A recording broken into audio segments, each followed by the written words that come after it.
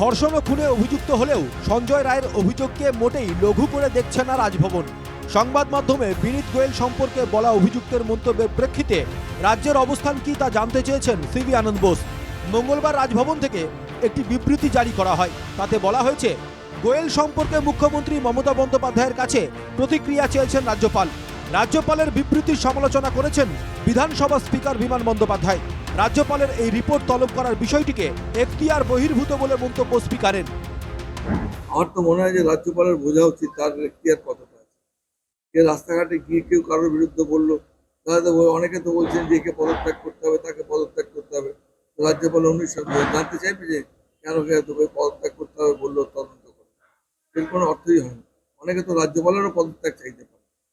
তার পদত্যাগ চাইলে পরে কার কাছে উনি জবাব চাইবেন?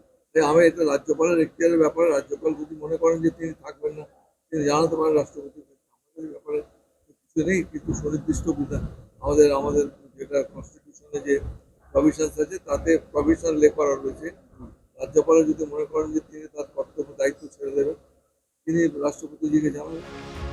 বিমান বন্দ্যোপাধ্যায় আরও বলেন, কেউ যদি রাজ্যপালের পদত্যাগ চান সেক্ষেত্রে উনি কার কাছে জবাব চাইবেন?